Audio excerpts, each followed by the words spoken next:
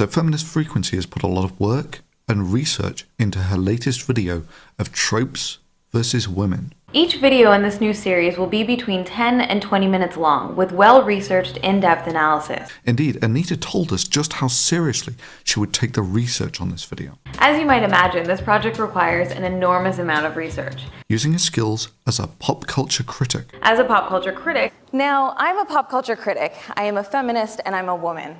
To make sure that this was very well researched. This is an incredibly ambitious project because of the scope and scale of the research and production involved. Well, let's just see how well researched this video actually was, shall we? So, without further ado, let's jump right into the damsel in distress. For instance, she describes Double Dragon Neon like this. Most recently, Double Dragon Neon in 2012 reintroduced new gamers to this regressive crap yet again, this time in full HD. Without mentioning that the game Double Dragon Neon ends like this. One day to antagonize you, Billy and Jimmy! Oh, right in the balls. Which I kid you not, she then goes on to describe like this. The pattern of presenting women as fundamentally weak, ineffective, or ultimately incapable has larger ramifications beyond the characters themselves, and Yeah, that's right. The game that ends with Marion breaking a 20-foot tall, super space-lit man in half like a toothpick by punching him in the balls is apparently... The pattern of presenting women as fundamentally weak, ineffective, or ultimately incapable has larger ramifications beyond... I think we're going to have a fundamental disagreement about what constitutes well-researched here, Anita. Now, this really wasn't the best damsel in distress you could have used in your first tropes versus women's video. I mean, really, did you have to start with the straw man in the title? Do you really think that tropes are specifically adversarial to women?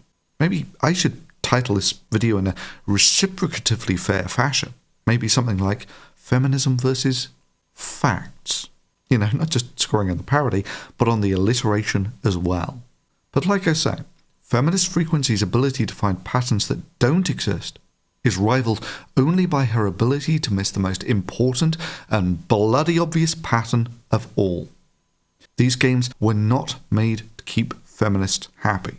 These games were not designed to subjugate women. These games were designed to be fun to play and thereby make a profit for the designer. And this is the point that seems to have completely eluded Feminist Frequency during her 20-minute analysis. And yeah, this does mean that in the case of the original Double Dragon, that if you've only got about 7 seconds to explain the plot, trust me, 7 seconds, I timed it, then the characters are obviously going to tend to be fairly one-dimensional and the storyline's simple. The damsel in distress, of course, is just one of the simple storylines you can set up very easily. Why? Because most people in healthy relationships care for each other and are therefore immediately willing to make significant sacrifices for their loved ones. Indeed, the very fact that they're willing to make such sacrifices does not show that you are thinking of your partner as the ball in the game of patriarchy. I've heard it said that in the game of patriarchy, women are not the opposing team, they are the ball. But is in fact a token of how much you care about them. I mean, let me just give you a couple of scenarios here, Anita. Billy's girlfriend gets punched in the stomach and abducted by a gang of thugs. Which of the following options defines their healthier relationship? That he immediately sets out risking his own safety to try and protect his loved ones, or that he decides she's a grown adult and can look after herself, and then goes home to polish his car. 1970 Pontiac Firebird, the car I've always wanted and now I have it. I rule! Personally, Anita, I think that most women would regard the latter as a relationship-ending lack of commitment. But Anita's take on an abducted loved one is a little different. One way to think about damsel characters is via what's called the subject-object dichotomy. In the simplest terms, subjects act, and objects are acted upon. The subject is the protagonist, the one who the story is centered on, and the one doing most of the action. So the damsel trope typically makes men the subject of narratives, while relegating women to the role of object. This is a form of objectification because as objects, damseled women are being acted upon, most often becoming or reduced to a prize to be won, a treasure to be found, or a goal to be achieved. Or a loved one to be helped. I mean, Jesus, girl, you are one sick puppy. So in your mind, if my girlfriend gets abducted, I can't want to protect her or to keep her safe without turning her into an object. While relegating women to the role of object. This is a form of objectification because as objects, damseled women are being acted upon. I mean, damn, I thought I was cold. But that's inhuman. I mean, even the raptors in Jurassic Park showed more empathy than that. I mean, really, by your feminist reasoning here, hospitals, the places where patients come to be acted on, are actually objectification centres where people are turned into merely objects to be acted on. And doctors, they're not medical help providers, they're the biggest objectifiers of all. Or the police, when someone gets abducted, are the police now to sit idly by because they can't help without turning the abductee into an object? Yeah, it's something they learned in Anita Sarkeesian's feminism class. And this is the well-researched feminism that you weren't taught in schools. Including 7 new bonus videos and a classroom curriculum. Yes, it really is this simple. It's a sign that someone cares, that they are willing to make these sacrifices. Captain, the shuttle 37 is my wife on board. Yes, sir, she is. I need you to go now. Do you hear me? We're waiting on you, sir. No, just go. Take off immediately. That's an order. Yes, sir. Bart, the shuttle's leaving. Where are you? Sweetheart, listen to me. I'm not gonna be there. No. This is the only way you'll survive. Please stay on the ship. You have to be here. The shuttles will never make it if I don't fight them off. Sure.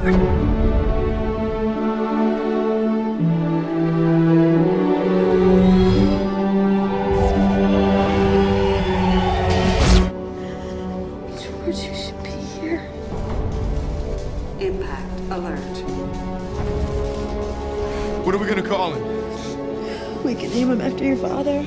Tiberius? You kidding me? No, that's the worst.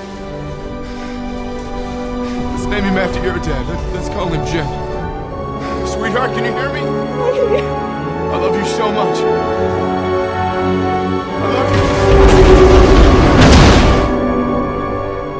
you. This is a concept powerfully understood by almost anyone with a sense of human empathy. Now sure, you can overanalyze this till you come out with your desired conclusions, like how selfish George was to rob his pregnant wife of a sense of agency by acting on her and turning her into an object in the game of patriarchy. But your game not only displays an inhuman lack of empathy, it's facile. Look, I'm going to use this exact scene that you take from Dragon's Lair in your Damsel in Distress video and use my well-researched pop culture critic skills to come up with a similarly bogus conclusion to yours. Have you ever noticed how men in games almost always fall into one of a few stereotypes or cliches? We have to remember that this regressive sexism is turning men into one-dimensional, clueless objects incapable of solving even the simplest of problems like cages are locked with keys. The cage is locked with a key. Without the cerebral intervention and puppeteering from an intellectually manipulative woman, it's simply turning men into barely house-trained Neanderthal objects for the purpose of doing the dangerous work for a woman. I'm starting to feel bad. Like, I love my girlfriend, Marion, but, like, these guys didn't actually do anything. We have to understand that such derogatory stereotypes are detrimental to our society and our cultural ecosystem. But to see really how much this regressive crap degrades men, you only have to compare how many ways there are for the princess to die in this game versus the knight. That's right, the whole game is one purpose-built giant death trap for the man. And where if by some miracle he survives, he wins the honour of being puppeteered as an object by the princess. Or, for that matter, let's compare how many coherent sentences either can offer. The knight's only dialogue in this entire game is screams and muffled screams as he's killed over and over and over again. Why couldn't he be a thinking hero who talks to the dragon and thoughtfully negotiates a mutually agreeable settlement? Why does this game have to dehumanize the man by making his only course of action killing things? I mean, you say as much in your own video. Yes, it's the beat-em-up trope being used here to propagate the socially harmful myth that men are unthinking psychopaths who can only solve problems by beating them up or killing them. You watch this media, and yet you fail to see the blatantly misandric elements in this game. Like this woman punching a man as spitefully as she can in his sexually reproductive organs. It's a deeply symbolic gesture of how much these games despise men by causing them as much pain as possible while simultaneously stopping them from reproducing. Oh, right in the balls. How simple do you need this hatred of men in these games to be? Now, I'm not saying that all games that employ such tropes are automatically trying to reinforce and amplify the socially harmful stereotypes that men are easily controlled, brainless fighting troglodytes. But this does help to normalize extremely toxic, patronizing, and demeaning attitudes about men. But like I say, you can overanalyze this at your leisure until you can parlay it into whatever desired conclusions you want. But it won't change the real fact of why these games are like they are. Because they serve a market. It's basically the same reason there are always beauty magazines. Because they serve a market. And it's the same reason that you in your videos wear lipstick, eyeliner, nail varnish, and those big girly earrings. It's not because you've made this conscious decision that women are naturally too ugly and unappealing and therefore need to use these appearance-enhancing cosmetics. Although I'm pretty certain that if a certain pop culture critic feminist were to be researching and analysing your very video, she would happily bundle you into one of a few stereotypical women in the media, concluding that you have simply become a chill girl and sister punisher by donning the Barbie pink bondage shackles of patriarchal expectation, by adorning yourself with attention-grabbing trinkets, and by painting your face to resemble mild arousal. Trust me, it would be just as trivial to paint you into the role of the willing servant of this non-existent, scheming patriarchy as it was for you to parlay the damsel in distress into a systematic attempt to subjugate women. No, you, like they, serve a market. The market you serve is telling feminists that they are oppressed. If you really thought there was a market for these feminist games, why not do the empowered woman thing and lead by example and design and market these games successfully yourself? I suspect that you know full well that the reason these feminist games don't exist is not because the patriarchy is conspiring against you. It's simply because there's not a market for them. Look, let's be honest. We both know the free market doesn't care what your ideology is. It only cares if it will turn a profit. Yeah, what you're proposing is not viable. And this is why you've shown this masterly reluctance to cash in on this gold mine of feminist gaming that you think is out there. And this is the fundamental reason why you are a critic and not a creator. I mean, why take the risk of making a game that will almost certainly be an expensive failure when you have this guaranteed market of selling the idea that you are being systematically oppressed by the patriarchy to feminists? But the sad thing is, even if they did make this game exactly as you wanted, you know, like that game that you were lamenting at the beginning of your video. The game was to star a 16-year-old hero named Crystal as one of two playable protagonists. She was tasked with traveling through time, fighting prehistoric monsters with her magical staff, and saving the world. She was strong, she was capable, and she was heroic. And who might you be, animal girl? My name is Crystal! Pretty cool, right? Well, it would have been, except the game never got released. And it's a good thing it was never released too, because if it had been, it would have simply helped to reinforce sexist and downright misogynist ideas about women. You see, if your comprehensive research had included the master's thesis of the feminist Anita Sarkeesian. Oh. Well, if your research had actually included your own master's thesis titled I'll Make a Man Out of You, Strong Women in Sci-Fi and Fantasy, you would have realized that... I'll let this guy explain.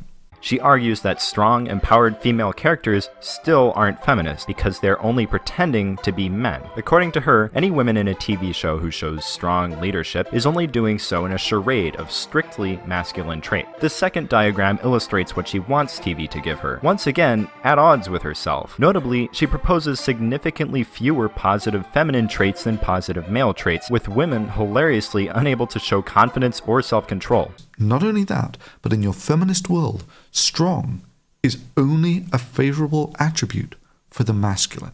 She was strong, she was strong, she was strong. This is just what it's like to play this game of constantly moving goalposts with this sort of feminism. It doesn't matter what the game that's made is.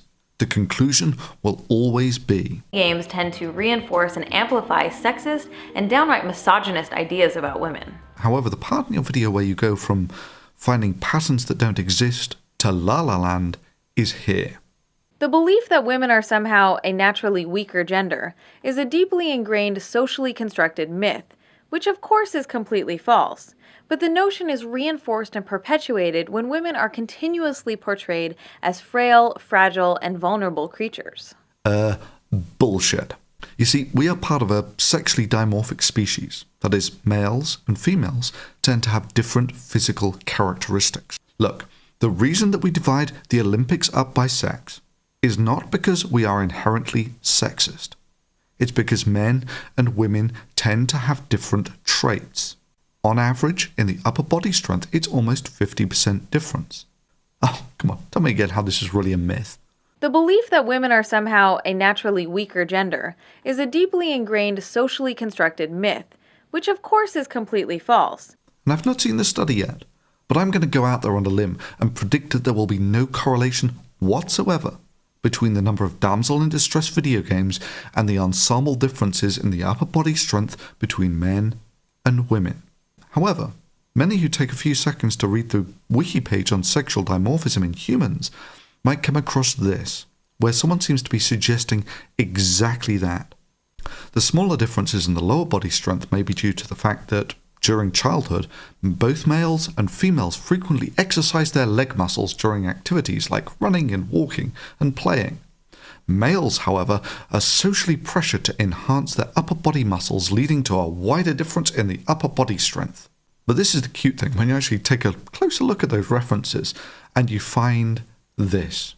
The Gender and Science Reader brings together the key writings of leading scholars and provides a comprehensive feminist analysis of the nature and practice of science. And just take that to heart for a second. A feminist analysis. Not an objective analysis, not a scientific analysis, a feminist analysis. Now let's compare that to some of the other studies, like one study of muscle strength in the elbows and knees in 45 and older males and females found the strength of females to range from 42 to 63% of male strength. Another study found that men have significantly higher hand grip strength than women, even when comparing untrained men with female athletes. And both of those are from peer-reviewed scientific journals. I think I'm almost to the point where I can track down the difference between objective scientific research and feminist research. As you might imagine, this project requires an enormous amount of research. I'm now also firmly of the opinion that one of these has a place to be taught in schools, and the other doesn't. I also note in passing, Anita, that you have disabled comments and ratings on your video, which has become the standard line for people on YouTube who peddle bullshit that cannot stand up to public scrutiny. I also note the reason you say you're doing this is a claim of victimhood. But let me offer an alternative suggestion. The pushback you get might mention that you're a woman. I'm a woman. But it's not because you're a woman. The pushback that you get might mention that you're a feminist. I am a feminist. But it's not because you're a feminist. Now, the reason you get this pushback, as I hope this video has amply explained, is because what you say is bollocks. Now, I'm a pop culture critic.